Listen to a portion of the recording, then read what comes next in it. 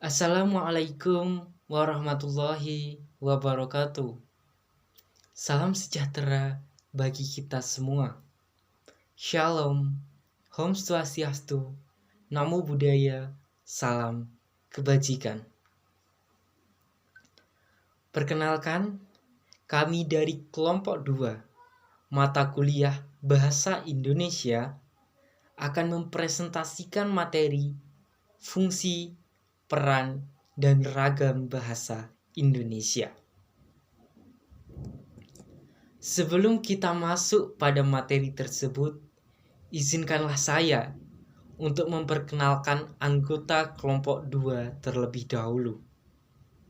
Yang pertama, ada saya sendiri, Adi Listio. Yang kedua, ada Saudari Wulan Putri Pamungkas. Yang ketiga, Saudara Muhammad Jahfal Hanan. Yang keempat, Saudari Dewi Setio Putri. Yang kelima, Saudari Nirmala Putri Setiani. Dan yang terakhir ada Saudari Anissa Dwi Kurniasih. Untuk pembahasan yang pertama mengenai pengertian bahasa akan disampaikan oleh saya sendiri. Manusia adalah makhluk sosial yang selalu berinteraksi satu sama lain. Dengan cara apa? Ya, dengan cara komunikasi.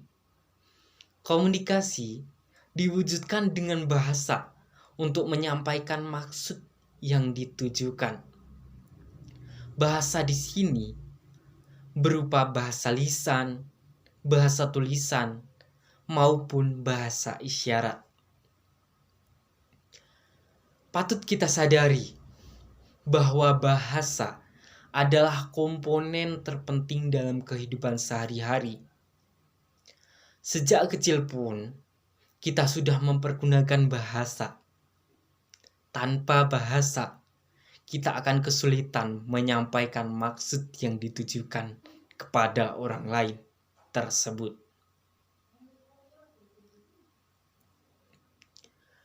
Dengan penggunaan bahasa yang baik dan benar, diharapkan tidak akan terjadi kesalahpahaman antara kedua belah pihak, yaitu sang pembicara dan yang merespon pembicaraan. Kita telah mengumpulkan berbagai pengertian bahasa yang akan saya jelaskan.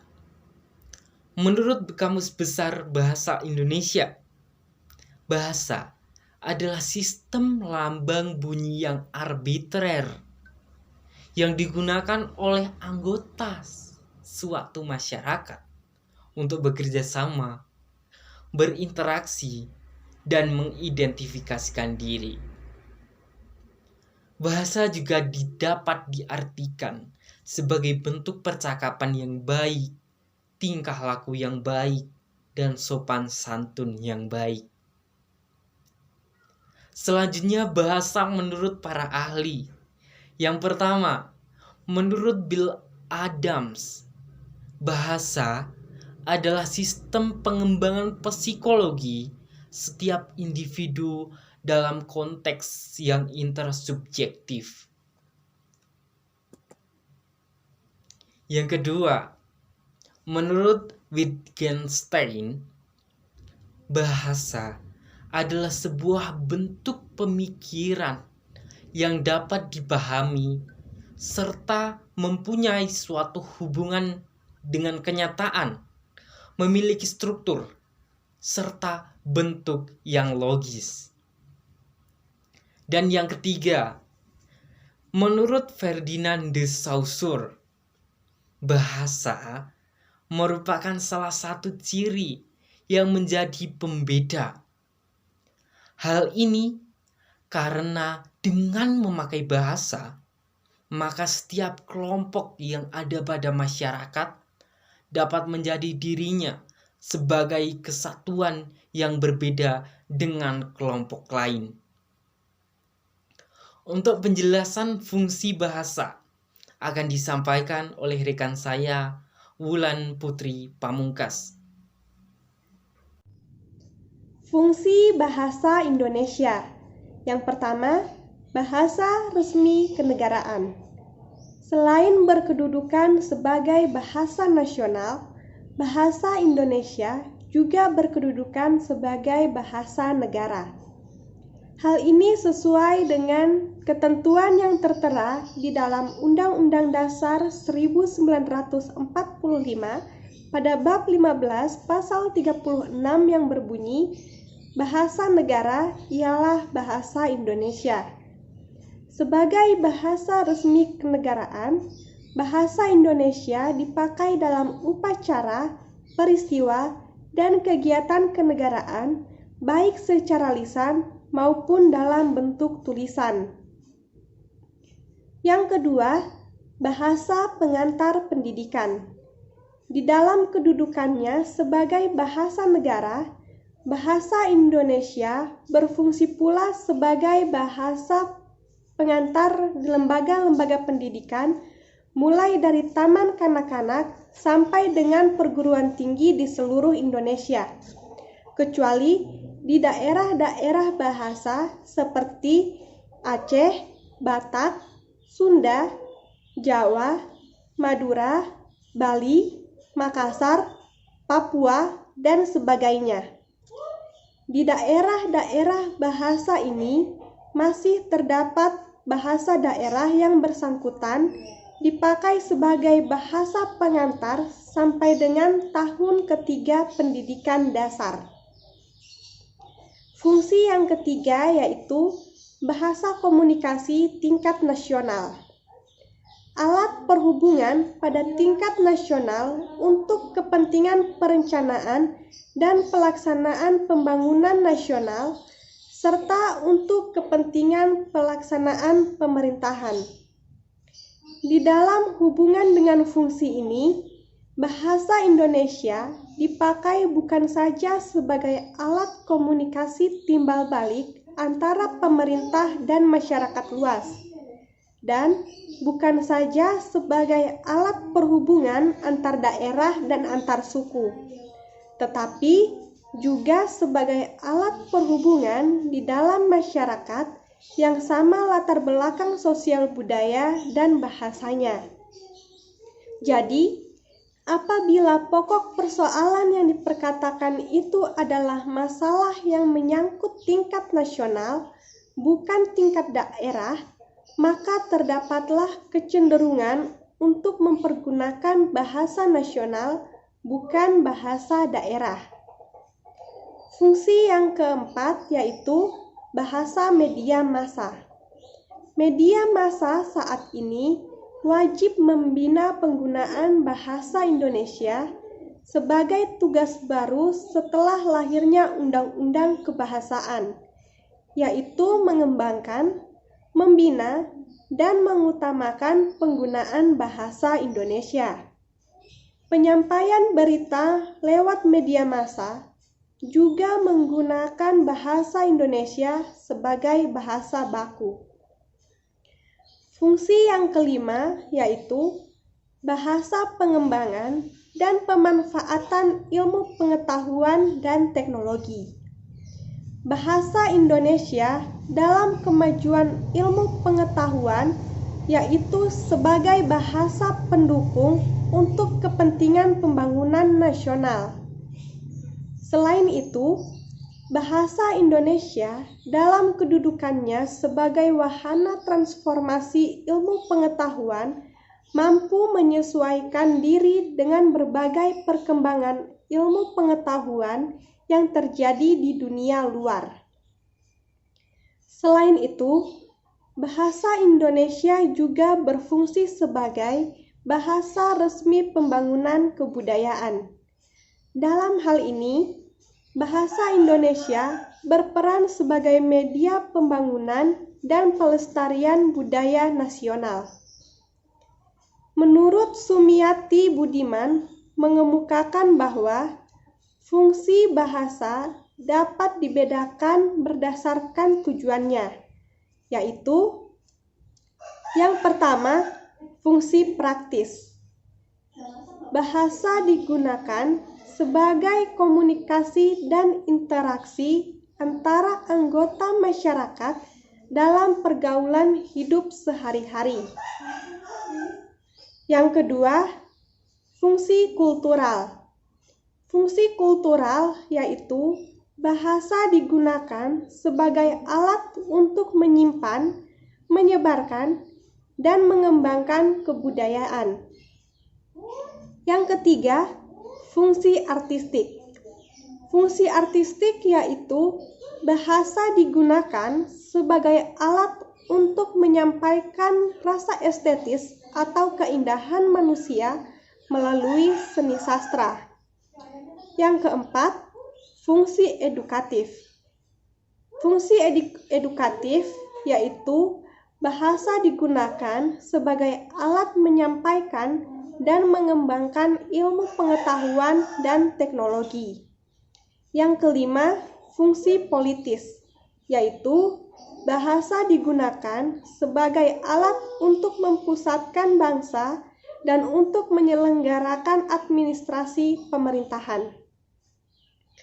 Selanjutnya, untuk materi peran bahasa akan dilanjutkan oleh teman saya yang bernama Anissa Dwi Kurniasih. Perkenalkan, nama saya Anissa Dwi Kurniasih, NIM 61014211170. Di sini saya akan mempresentasikan peran bahasa Indonesia. Yang pertama yaitu bahasa sebagai alat ekspresi diri. Pada awalnya, bahasa digunakan pada seorang anak hanya untuk mengekspresikan diri atau perasaannya pada sasaran yang tepat, yaitu ayah dan ibunya. Seiring perkembangan zaman, semua itu telah berubah. Tak lagi menggunakan bahasa hanya untuk mengekspresikan kehendaknya, melainkan juga untuk berkomunikasi dengan lingkungan sekitarnya. Setelah kita dewasa, kita menggunakan bahasa baik untuk mengekspresikan diri maupun untuk berkomunikasi. Pada saat menggunakan bahasa sebagai alat untuk mengekspresikan diri, pemakai bahasa tidak perlu mempertimbangkan atau memperhatikan siapa yang menjadi pendengarnya, pembacanya, atau khalayak sasarannya. Ia menggunakan bahasa hanya untuk kepentingan pribadinya. Sebagai contoh, tulisan kita dalam sebuah buku merupakan hasil ekspresi diri kita pada saat kita menulis. Kita tidak memikirkan siapa pembaca kita. Kita hanya menuangkan isi hati dan perasaan kita tanpa memikirkan apakah tulisan itu dipahami orang lain atau tidak. Akan tetapi, pada saat kita menulis surat kepada orang lain, kita mulai berpikir kepada siapakah surat itu akan ditujukan. Kita memiliki cara berbahasa yang berbeda kepada orang yang kita hormati dibandingkan dengan cara berbahasa kepada teman kita sendiri. Sebagai alat untuk menyatakan ekspresi diri, bahasa menyatakan secara terbuka segala sesuatu yang tersirat di dalam dada sekurang-kurangnya untuk memaklumkan keberadaannya. Unsur-unsur yang mendorong ekspresi diri antara lain agar menarik perhatian orang lain terhadap kita dan keinginan untuk membebaskan diri dari semua tekanan emosi. Pada taraf permulaan, bahasa pada anak-anak sebagian berkembang sebagai alat untuk menyatakan dirinya sendiri. Goris Karaf tahun 1997 halaman 4. Yang kedua yaitu peran bahasa sebagai alat komunikasi. Komunikasi adalah tahapan lebih jauh dari ekspresi diri. Komunikasi tidak akan sempurna jika orang yang menangkap komunikasi tidak mengerti apa yang telah disampaikan. Dengan komunikasi, semua dapat mempelajari dan mewarisi semua yang pernah dicapai oleh nenek moyang dan dapat mengetahui apa saja yang akan dicapai oleh orang yang ada pada zaman sekarang ini. Sebagai alat komunikasi, Bahasa merupakan saluran perumusan maksud kita, melahirkan perasaan kita, dan memungkinkan kita menciptakan kerjasama dengan sesama masyarakat.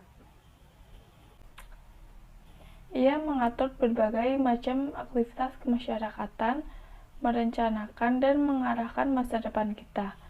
Goris Keraf tahun 1997 halaman 4. Pada saat menggunakan bahasa sebagai komunikasi, maka orang yang menyampaikan komunikasi ingin orang yang menerima komunikasi dapat mengerti dan dapat menerima gagasan. Bahasa sebagai alat ekspresi diri dan sebagai alat komunikasi sekaligus pula merupakan alat untuk menunjukkan identitas diri. Melalui bahasa, semua dapat menunjukkan sudut pandangnya, pemahaman atas suatu hal, asal-usul bangsa dan negaranya, pendidikan, bahkan sifat. Bahasa menjadi cermin diri, baik sebagai bangsa maupun sebagai diri sendiri. Yang ketiga yaitu bahasa sebagai alat pemersatu bangsa. Bahasa memiliki peran yang sangat penting sebagai alat komunikasi manusia dalam berinteraksi. Indonesia adalah negara kepulauan yang terdiri dari berbagai macam suku bangsa dan budaya. Begitu pula dengan bahasa. Indonesia memiliki beragam bahasa daerah yang tersebar dari Sabang sampai Merauke. Sejak dikukuhkan bahasa Indonesia sebagai bahasa nasional, setiap komunikasi kita menggunakan bahasa Indonesia. Peran bahasa Indonesia juga merupakan alat penghubung antar masyarakat, antar daerah, dan antar budaya. Dengan demikian, menyadarkan kita bahwa adanya bahasa nasional ini kita dapat berhubungan dan berkomunikasi satu sama lain tanpa merisaukan perbedaan latar belakang sosial budaya dan bahasa satu sama lain. Bahasa Indonesia juga merupakan sebuah simbol penyatuan berbagai suku bangsa dengan latar belakang sosial, budaya, dan bahasa yang berbeda-beda di Indonesia. Hal ini menyadarkan kita akan keberadaan berbagai suku bangsa di Indonesia yang dapat menggapai keserasian hidup sebagai bangsa Indonesia yang satu tanpa meninggalkan identitas kesukuan terhadap nilai-nilai sosial, budaya, dan latar belakang bahasa daerah masing-masing. Assalamualaikum warahmatullahi wabarakatuh. Nama saya Muhammad Jabalanan, NIM 210 142 1141 dari PPSI 4 dari kelompok 2. Yang keempat yaitu adalah bahasa sebagai alat integrasi dan adaptasi sosial. Bahasa sebagai alat integrasi dan adaptasi sosial selain dapat menjadi salah satu kebudayaan, tapi juga memungkinkan manusia untuk mempelajari dan memanfaatkan pengalaman tersebut. Bahasa asing pada saat mempelajarinya, semua akan berusaha mempelajari bagaimana cara menggunakan bahasa dengan baik, bahasa tersebut dengan baik. Misalnya pada situasi apakah, mana yang sopan dan tidak sopan. Bila mana dalam berbahasa Indonesia boleh menegur orang dengan kata kamu atau saudara atau bapak atau Anda. Bagi orang asing, pilihan kata itu penting agar ia diterima di dalam lingkungan pergaulan orang Indonesia. Jangan sampai ia menggunakan kata kamu untuk menyapa seorang pejabat. Demikian pula jika kita mempelajari bahasa asing, jangan sampai kita salah menggunakan tata cara bahasa dalam budaya bahasa tersebut. Dengan menguasai bahasa suatu bangsa, kita dengan mudah berbaur dan menyesuaikan diri dengan bangsa tersebut. Yang kelima yaitu adalah bahasa sebagai alat kontrol sosial. Bahasa disampaikan secara lisan maupun tulisan. Bahasa seringkali dirangkai dan disampaikan untuk kepentingan dan tujuan tertentu. Seperti halnya penjual yang dengan cerdiknya merangkai kata agar dapat menarik perhatian serta minat orang dengan apa yang dijualnya. Bahasa digunakan sebagai alat kontrol sosial. Bahasa sebagai alat kontrol sosial ini dapat diterapkan pada individu atau masyarakat. Berbagai informasi penerangan maupun pendidikan disampaikan melalui bahasa. Sebagai alat untuk melakukan kontrol sosial, bahasa sangatlah efektif dalam suatu kegiatan berbahasa, di mana seseorang menyampaikan sesuatu melalui bahasa kepada orang lain. Dari situ kita dapat memperoleh pandangan baru, sikap baru, perilaku baru, dan tindakan yang baru sesuai dengan apa yang disampaikan oleh orang tersebut. Bahasa sebagai alat kontrol sosial berfungsi untuk mengendalikan komunikasi agar orang yang terlibat dalam komunikasi dapat memahami, masing-masing mengamati ucapan, perilaku, dan simbol-simbol yang menunjukkan arah komunikasi. Bahasa sebagai alat kontrol ini dapat diwujudkan dalam bentuk aturan, anggaran dasar, undang-undang, dan lain-lain. Sebagai alat kontrol sosial memiliki arti sebagai suatu media yang dapat mempengaruhi sikap, tingkah laku, maupun kepribadian seseorang. Dengan bahasa, kita dapat mengubah sifat atau kepribadian seseorang hanya dengan kata-kata. Sebagai contoh, misalkan teman Anda sedang merokok di suatu tempat. Pada saat itu teman-teman Anda membaca suatu pemberitahuan yang menyatakan bahwa tempat itu dilarang untuk merokok. Maka teman Anda akan mencari tempat lain ataupun tidak merokok di tempat itu ketika Anda memberitahukan kepada teman Anda bahwa di sini dilarang merokok.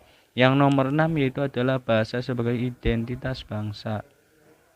Setiap bahasa pada dasarnya merupakan simbol jati diri penuturnya.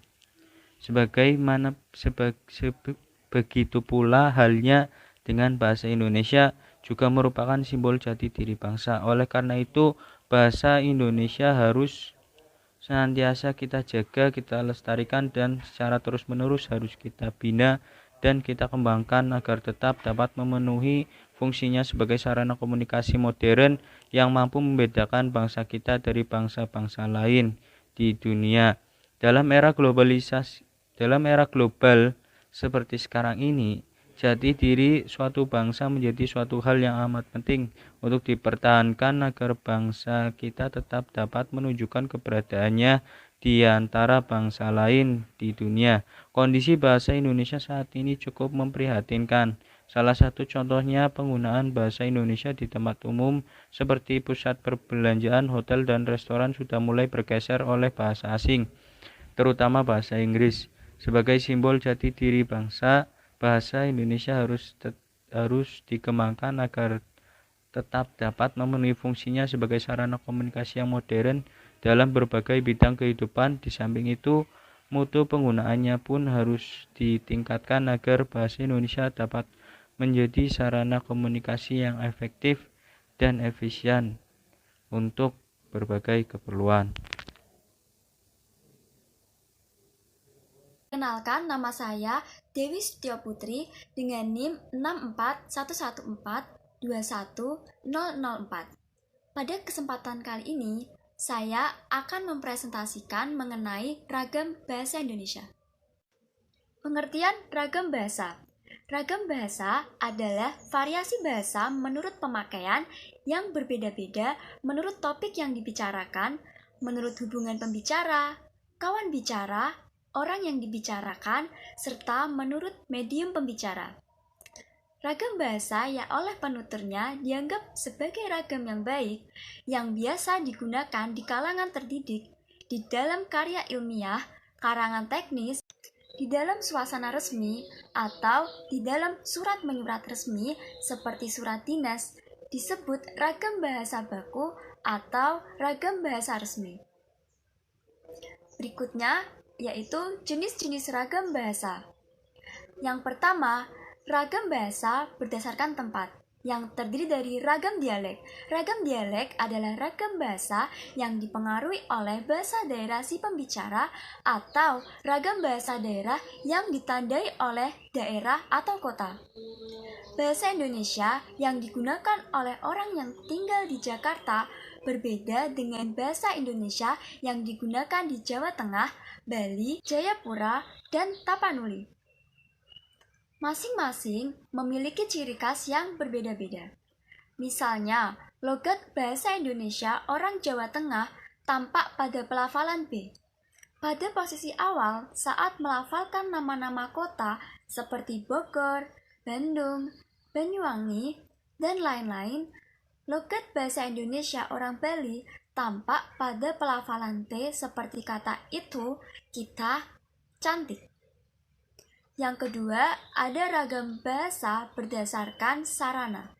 Terdiri dari ragam lisan. Ragam lisan adalah ragam bahasa yang diungkapkan dengan sarana lisan yang ditandai oleh pengulangan intonasi, spontanitas sehingga kriteria kejelasan, ketepatan, dan kelugasan terpenuhi oleh si penutur.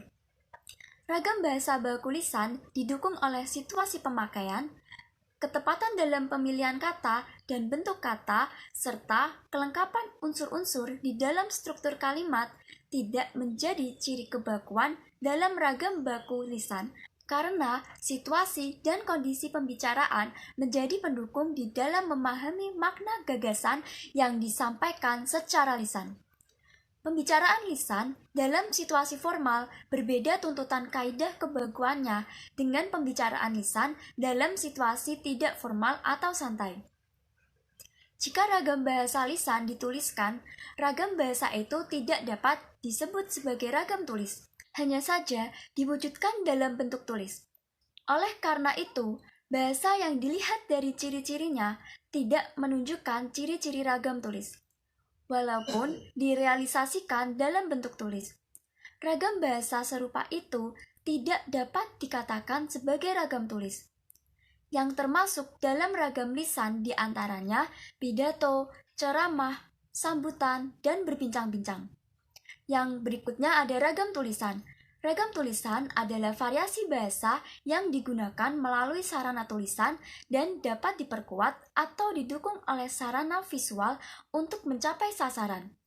Dalam ragam tulis, kita berurusan dengan tata cara penulisan ejaan di samping aspek tata bahasa dan kosakata. Dengan kata lain, dalam ragam bahasa tulis, kita dituntut adanya kelengkapan unsur tata bahasa seperti bentuk kata atau susunan kalimat, ketepatan pilihan kata, kebenaran penggunaan ejaan, dan penggunaan tanda baca dalam mengungkapkan ide. Contoh dari ragam bahasa tulis adalah surat, karya ilmiah, surat kabar, dan lain-lain. Dalam ragam bahasa tulis, perlu memperhatikan ejaan bahasa Indonesia yang baik dan benar, terutama dalam pembuatan karya-karya ilmiah. Yang ketiga, ada ragam bahasa berdasarkan penutur. Ragam bahasa berdasarkan pendidikan penutur, bahasa Indonesia yang digunakan oleh kelompok penutur yang berpendidikan berbeda dengan yang tidak berpendidikan, terutama dalam pelafalan kata yang berasal dari bahasa asing, misalnya fitnah, kompleks, vitamin, video, film, fakultas. Penutur yang tidak berpendidikan mungkin akan mengucapkan fitnah, kompleks, vitamin, video, film, fakultas. Perbedaan ini juga terjadi dalam bidang tata bahasa, misalnya membawa seharusnya membawa, nyari seharusnya mencari.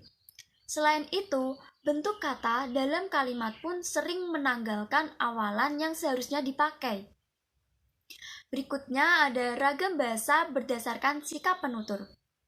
Ragam bahasa dipengaruhi juga oleh setiap penutur terhadap kawan bicara, jika lisan, atau sikap penulis terhadap pembawa jika dituliskan. Sikap itu antara lain resmi, akrab, dan santai. Kedudukan kawan bicara atau pembaca terhadap penutur atau penulis juga mempengaruhi sikap tersebut. Misalnya, kita dapat mengamati bahasa seseorang bawahan atau petugas ketika melapor kepada atasannya. Jika terdapat jarak antara penutur dan kawan bicara atau penulis dan pembaca, akan digunakan ragam bahasa resmi atau bahasa baku. Makin tinggi tingkat kebakuan bahasa yang digunakan. Sebaliknya, makin rendah tingkat keformalannya, makin rendah pula tingkat kebakuan bahasa yang digunakan. Terima kasih. Perkenalkan, nama saya Nirmala Putristiani, NIM 64114210003. Kali ini saya akan mempresentasikan lanjutan dari topik ragam bahasa. Yang keempat, ragam bahasa berdasarkan situasi. Terdiri dari A. Ragam formal, yaitu suatu bahasa yang dengan sengaja disusun menurut aturan-aturan konseptual dan logis khusus, dan digunakan untuk memenuhi suatu tujuan khusus secara konsisten, persis, dan lengkap. B. Ragam semiformal, yaitu sebuah ragam penuturan yang menyampaikan kalimat dalam bentuk yang tidak lengkap dari segi struktur atau gramatikal, serta menggunakan ragam bahasa tidak baku atau resmi.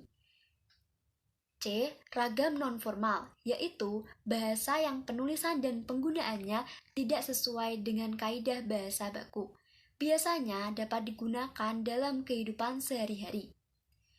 Dengan demikian, perbedaan jenis ragam bahasa berdasarkan situasi pemakaiannya adalah jika ragam formal disusun menurut aturan-aturan konseptual dan logis khusus. Ragam bahasa semiformal tidak lengkap dari segi struktur atau gramatikal, serta menggunakan ragam bahasa tidak baku atau resmi. Sedangkan ragam nonformal, penulisan dan penggunaannya tidak sesuai dengan kaidah bahasa baku, serta biasanya dapat digunakan dalam kehidupan sehari-hari. Yang kelima, ada ragam bahasa berdasarkan bidang. Terdiri dari A. Ragam bahasa undang-undang. Ragam bahasa yang digunakan pada undang-undang yang berlaku hukum di Indonesia. B. Ragam bahasa jurnalistik. Ragam bahasa yang digunakan wartawan dalam menulis berita. Disebut juga bahasa komunikasi massa, yakni bahasa yang digunakan dalam komunikasi melalui media massa. Ciri utama dari ragam bahasa jurnalistik adalah komunikatif dan spesifik. C. Ragam bahasa ilmiah. Ragam bahasa ini harus memenuhi syarat diantaranya benar menurut kaidah bahasa Indonesia baku, logis, cermat, dan sistematis. Ciri bahasa Indonesia ragam ilmiah yaitu 1. Bahasa Indonesia ragam baku. 2. Penggunaan kalimat efektif. 3. Menghindari bentuk bahasa yang bermakna ganda. 4. Penggunaan kata dan istilah yang bermakna lugas, dan menghindari pemakaian kata dan istilah yang bermakna kias. 5. Menghindari penonjolan persona dengan tujuan menjaga objektivitas isi tulisan. 6. Adanya keselarasan dan keruntutan antar proposisi dan antar alinea. D. Ragam bahasa sastra berbeda dengan ragam bahasa ilmiah. Ragam bahasa sastra banyak menggunakan kalimat yang tidak efektif. Penggambaran yang sejelas-jelasnya melalui rangkaian kata bermakna konotasi sering dipakai dalam ragam bahasa sastra. Hal ini dilakukan agar tercipta pencitraan di dalam imajinasi pembaca. Yang E. Ragam ilmu dan teknologi. Ragam ilmu dan teknologi adalah ragam bahasa yang digunakan dalam bidang keilmuan dan teknologi. F. Ragam niaga.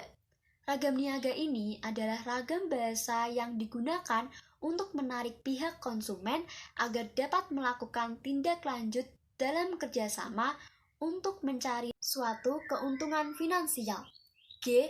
Ragam bahasa bidang-bidang tertentu. Ragam bahasa ini digunakan pada bidang-bidang tertentu, seperti transportasi, komputer, ekonomi, hukum, dan psikologi. Contohnya adalah diagnosis, USG dipakai dalam bidang kedokteran.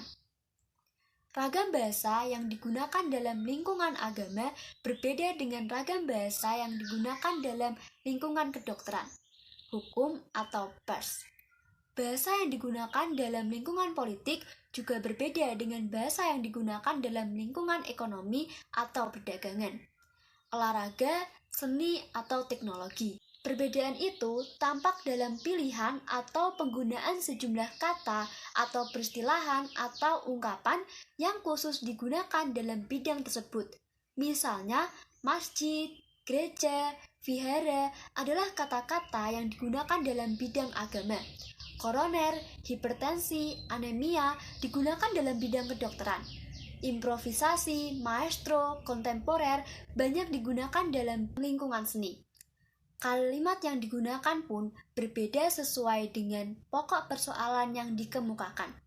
Kalimat dalam undang-undang tentu berbeda dengan kalimat-kalimat sastra, kalimat-kalimat dalam karya ilmiah, kalimat-kalimat dalam koran atau majalah, dan lain-lain. Yang keenam, ragam bahasa berdasarkan waktu. Terdiri dari 1. Ragam bahasa Indonesia lama. Ragam bahasa lama lazim digunakan dalam penulisan naskah-naskah lama atau kuno. Ragam ini perlu dipahami oleh orang-orang yang ingin mengkaji peristiwa masa lalu. Misalnya, bahasa yang terdapat dalam kodekologi atau naskah kuno. Ragam bahasa Indonesia lama dipakai sejak zaman Kerajaan Sriwijaya sampai dengan saat dicetuskannya Sumpah Pemuda. Ciri dari ragam bahasa Indonesia lama masih dipengaruhi oleh bahasa Melayu. Bahasa Melayu inilah yang akhirnya menjadi bahasa Indonesia. Yang kedua, ragam bahasa Indonesia baru. Ragam bahasa Indonesia baru ditandai dengan penggunaan kata baru, ejaan yang disempurnakan, mengekspresikan ilmu pengetahuan dan teknologi modern seperti internet, jaringan, dan seluler. Penggunaan ragam bahasa Indonesia baru dimulai sejak dicetuskannya Sumpah Pemuda pada tanggal 28 Oktober 1928 sampai dengan saat ini, melalui pertumbuhan dan perkembangan bahasa yang beriringan dengan pertumbuhan dan perkembangan bangsa Indonesia. Ragam bahasa yang ketujuh adalah ragam bahasa berdasarkan pesan komunikasi. Ragam bahasa berdasarkan pesan komunikasi ini terbagi berdasarkan pada sarana komunikasinya. A. Ragam bahasa ilmiah. Ragam bahasa ilmiah adalah sarana verbal yang efektif, efisien, baik, dan benar. Ragam ini lazim digunakan untuk mengkomunikasikan proses kegiatan dan hasil penalaran ilmiah. Materi ragam bahasa ilmiah digunakan dalam kajian ilmu pengetahuan dan teknologi yang terkait dengan penulisan upaya pencarian, penemuan, pengolahan, dokumentasi, analisis, atau publikasi dalam bentuk proposal penelitian, reproduksi suatu konsep, pembuktian suatu kebenaran teori, temuan teori baru, dan pengembangan teori, sehingga menghasilkan temuan teori baru atau konsep yang belum pernah ada. B. Ragam bahasa pidato. Ragam bahasa pidato dipengaruhi oleh tujuan, situasi, dan pendekatan isi pidato. Pidato resmi menyajikan materi-materi yang bersifat mulia dan kebenaran yang bersifat universal. Bahasa yang digunakan yakni ragam lisan baku tanpa unsur kedaerahan, menggunakan lafal yang benar, struktur kalimat yang sesuai dengan tata bahasa. Misalnya, pidato presiden menyambut tamu negara. Sedangkan pidato tidak resmi, pidato ilmiah menyajikan kebenaran fakta yang bersifat objektif, universal dengan ragam bahasa lisan baku yang serba terukur kebenarannya. Misalnya, presentasi skripsi, tesis, dan laporan penelitian. C. Ragam pidato ilmiah. Pidato ilmiah terdiri dari beberapa jenis, antara lain presentasi makalah ilmiah, presentasi skripsi, presentasi tesis, presentasi disertasi, dan pidato pengukuhan guru besar. E. Ragam bahasa tulis resmi. Ragam bahasa tulis resmi ditandai oleh penyajian materi atau pesan yang bersifat mulia dan kebenaran yang bersifat universal. Penggunaan fungsi-fungsi gramatikal secara eksplisit dan konsisten. Penggunaan kata ganti resmi dan menghindari penggunaan kata ganti tidak resmi. F. Ragam bahasa sastra. Ragam ini mengutamakan unsur-unsur keindahan seni. Penulis cenderung menekankan gaya pengungkapan simbolik dengan memadukan unsur intrinsik dan ekstrinsik. Misalnya dalam roman, novel, cerita pendek, dan yang lainnya. G. Ragam bahasa berita. Ragam bahasa berita lazim digunakan dalam pemberitaan media elektronik. Misalnya saja televisi, radio, media cetak yang berupa majalah, surat kabar, dan jurnal. Terima kasih. Setelah kita mempelajari materi, fungsi, peran, dan ragam bahasa, dapat kita simpulkan bahwa pengertian bahasa menurut KBBI adalah sistem lambang bunyi yang arbitrer yang digunakan oleh anggota suatu masyarakat untuk bekerja sama, berinteraksi, dan mengidentifikasikan diri. Selanjutnya, fungsi bahasa. Bahasa Indonesia sebagai bahasa pemersatu atau bahasa resmi kenegaraan agar lebih mudah dipahami. Bahasa juga memiliki peran sebagai alat kontrol sosial yang berarti untuk mengontrol suatu kegiatan manusia baik dalam kehidupan sehari-hari maupun berbangsa dan bernegara. Ragam bahasa adalah variasi bahasa menurut pemakaian. Dibedakan menurut topik yang dibicarakan, menurut hubungan pembicara, kawan bicara, orang yang dibicarakan, serta menurut medium pembicara. Sekian presentasi materi, fungsi, peran, dan ragam bahasa dari kelompok kami. Harapannya teman-teman dapat memahami materi ini yang telah kami sampaikan.